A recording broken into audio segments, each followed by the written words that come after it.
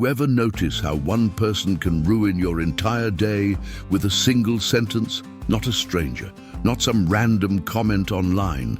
I'm talking about someone who knows you, someone who knows exactly which button to press and presses it at exactly the right moment, just to watch you light up. You feel it the second it happens. Your chest tightens, your jaw locks, and before you can even think, you're already reacting, defending yourself, explaining yourself, raising your voice, and somehow you end up feeling like the problem. Here's the part nobody tells you. That wasn't an accident, that was the point. Now, this isn't another video full of pretty quotes you'll forget in 10 minutes. I'm not here to hand you a motivational sentence and send you back into the same fire. What I want to do in the next few minutes is show you something the Stoics figured out almost 2,000 years ago. A simple, brutal truth about why certain people drain you and how to make yourself the one person they can't touch. If you've been feeling tired, emotionally tired, like you're constantly reacting to everyone's moods, walking on eggshells, getting pulled into drama you never signed up for, then stay with me. This one's for you. Subscribe to the channel because here we don't just talk about philosophy. We use Stoicism as a tool, something you actually carry into your real life with real people on your worst days. All right, let's begin. Let me tell you what most people get wrong about toxic people. We assume they want something from us. Love, approval, attention. We tell ourselves, if I just explain it better, if I'm patient enough, if I prove I'm a good person, they'll finally understand and treat me right. So we explain, we over-explain, we send the long message, we replay the conversation in the shower 3 days later, building the perfect argument that'll finally make them get it. And here's the thing, it never works. It never works because we're solving the wrong problem. The difficult person in your life isn't starving for understanding. They're feeding on your reaction.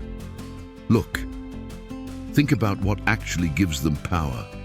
It's not your love. Your love they can take or leave. What they need, what they're really after, is to see you off balance, reactive, shaken, because as long as you're losing control, they feel in control. Your storm is their stability. And the more you defend, the more you explain, the harder you try to be understood, the more fuel you hand them. You think you're putting out the fire, you're pouring gasoline on it and calling it a conversation. Marcus Aurelius put it plainly, the happiness of your life depends on the quality of your thoughts, not on their behavior, not on whether they finally apologize, on what you allow to live inside your own head. Which brings us to the one thing almost nobody notices. There's an old idea at the center of all of this.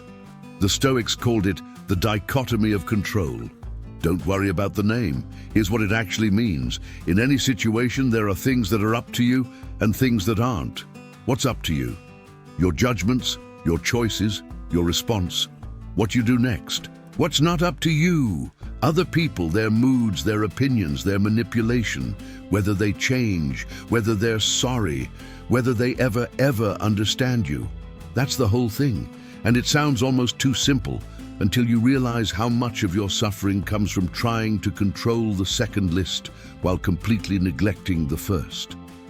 You've spent years trying to manage how they feel, trying to fix their reactions, soften their anger, earn their kindness.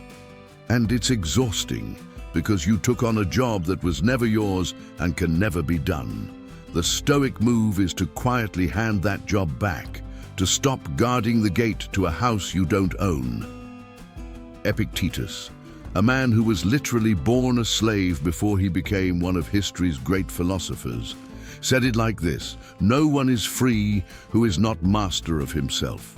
Read that again. No one is free who is not master of himself, not master of his enemies, not master of the room. Master of himself, his own mind, his own reactions. That's the only territory you actually get to govern. And the wild thing is, that's the only territory that ever mattered.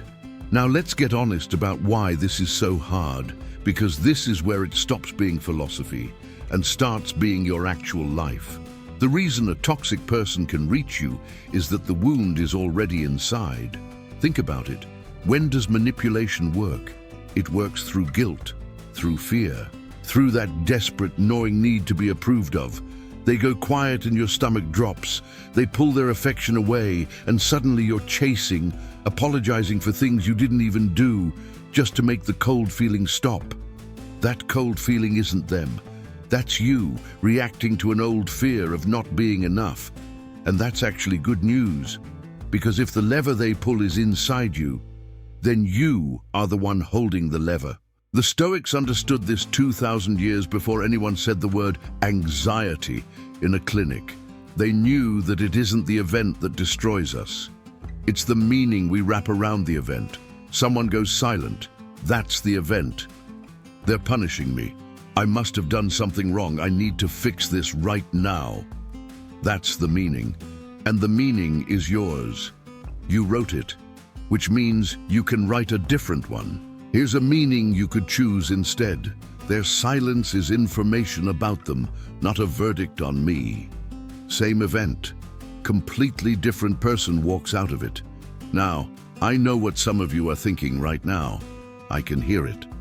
Okay, but this just sounds like becoming cold, distant, heartless, like you're telling me to stop caring about people. I get why it sounds that way.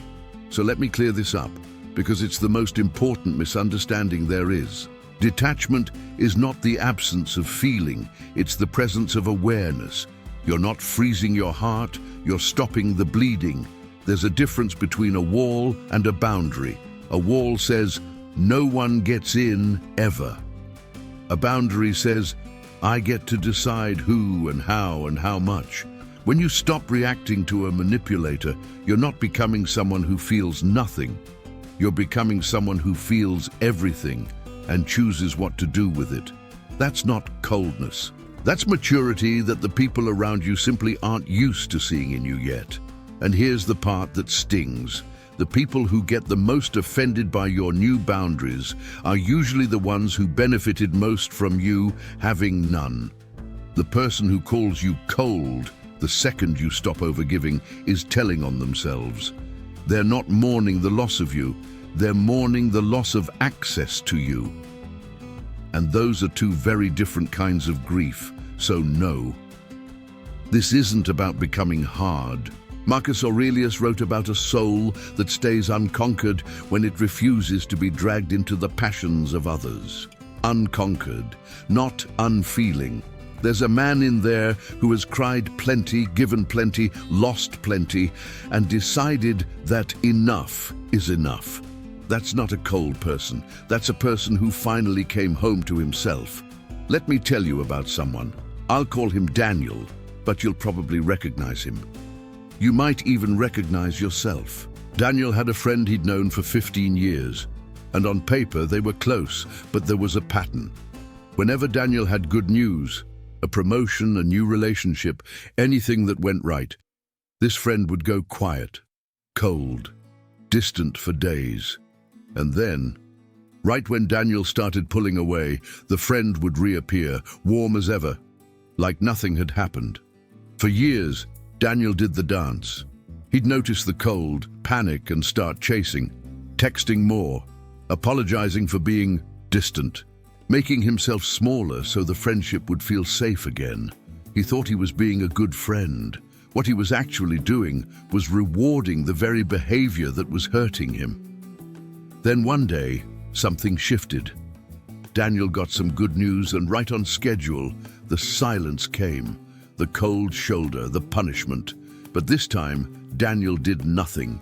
He didn't chase. He didn't explain. He didn't send the long message decoding what he might have done wrong. He just lived his life, calmly, quietly. He let the silence be the friend's silence to carry, not his. And here's what happened. The friend got louder, then colder, then, eventually, a little desperate. Because the game only works if both people are playing.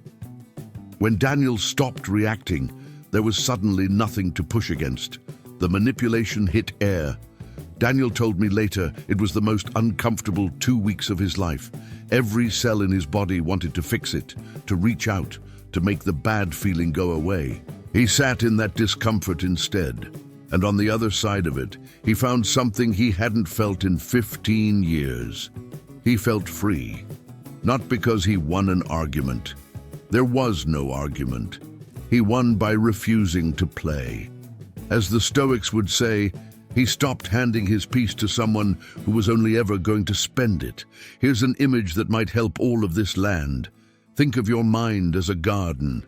Now, you can't control the weather. You can't control whether storms roll in, whether birds drop seeds you never planted, whether someone walks by and throws something ugly over the fence. That's all outside your control. That's other people, other moods, other people's drama. But the gate is yours. You decide what gets to take root. You decide what you water and what you pull out. Someone can throw a weed over the wall, an insult, a guilt trip, a cold silence. But it only grows if you keep feeding it. If you keep watering it with your attention, replaying it, arguing with it at 2 a.m., most of us spend our whole lives tending the weeds other people threw in, and then wondering why nothing beautiful grows. The Stoic doesn't try to control the weather. He tends his garden. He becomes very, very deliberate about what he lets put down roots. And emotions are like waves.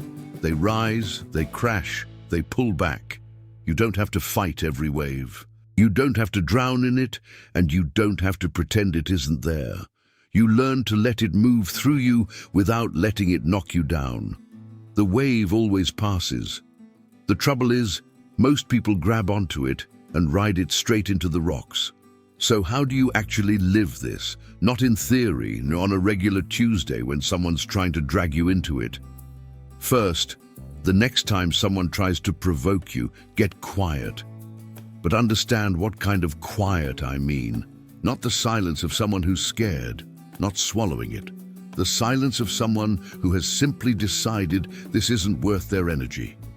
Those look completely different from the inside. Second, respond to attacks with composure instead of matching their temperature. When they go hot, you stay level. When they go cold to punish you, you don't beg for the warmth back. You let the cold be theirs to sit in. Third, start telling yourself one thing every single morning. Say it before you check your phone, before the world gets its hands on you. I am responsible for how I feel, and no one gets to run that without my permission. And fourth, watch the pattern instead of the feelings. This is the big one. Toxic dynamics survive on confusion. They keep you so busy decoding the feeling that you never step back and see the pattern. So look at the facts. Not, how did that make me feel? But what actually keeps happening here? Because the feelings were trained to keep you exactly where you should never have stayed. Here's what almost nobody realizes. Every time you don't react, you're not losing the fight. You're refusing to be in one. And a person who lives on your reaction has no idea what to do with someone who simply won't react. You become unpredictable. And to a manipulator, an unpredictable person isn't a target anymore. There's one more thing I have to say, because if I don't, you'll get half of this right and it'll still hurt you. You can forgive someone and still walk away. We were taught that forgiveness means going back, that if you really forgave them, you'd let them back in, reset the clock, pretend it never happened. That's not forgiveness. That's amnesia, and amnesia gets you hurt by the same person twice. Real forgiveness is quieter than that. It doesn't need a reunion. It doesn't need a long message or a tearful reconnection. Forgiveness is just the moment you put down the weight of carrying their offense around in your body. You set it down for you, not for them. Epictetus taught that holding resentment chains you to the very pain you're trying to escape. So yes, release it. Let it go. Don't drink the poison and wait for them to feel it. But the same wisdom says, if someone harmed you on purpose, you're not required to hand them the chance to do it again. You can wish someone well from a distance. You can release the resentment and still not reopen the door. And when they come back saying, "I've changed," and they will, they almost always do, don't argue. Just watch. Real change shows up in silence, in time, in consistency, not in promises made the moment they realize they're losing access to you. Give it time. Time tells the truth that words try to hide. You can forgive with a clean heart and still keep walking. Those two things were never in conflict. So let's bring this all the way home. The people who hurt you were never the source of your unrest. They were just standing near the lever. The peace you've been chasing out there, in their approval, in their apology, in finally being understood. It was never out there. Marcus Aurelius said it. Go back into yourself. The source of peace is there, and it never runs dry, as long as you don't poison it with noise. You don't have to win. You don't have to prove anything. You don't have to be understood by people who decided long ago not to listen. You just have to stop handing your peace to people who only know how to spend it. And the truth is, the strongest thing you'll ever do won't look strong from the outside. It'll look like calm, like quiet, like a phone call you didn't return and a fight you didn't take the bait on. Nobody will applaud it. You'll feel it anyway. That steadiness, that ground under your feet that no one can shake, that's not coldness. That's a person who finally became unconquerable from the inside out. So now, I want to hear from you. What is the one thing that takes your peace the most right now? A person, a habit, a conversation you keep replaying? Be honest. Write it in the comments. Say it out loud, even if it's just one line. Sometimes naming the weed is the first step to pulling it out. And if you're ready to stop reacting and start governing your own mind, your own peace, your own clarity, your own quiet strength, subscribe and stay with me. Because the next time someone tries to pull you into the storm, you're going to be the one thing in the room that doesn't move. I'll see you in the next one.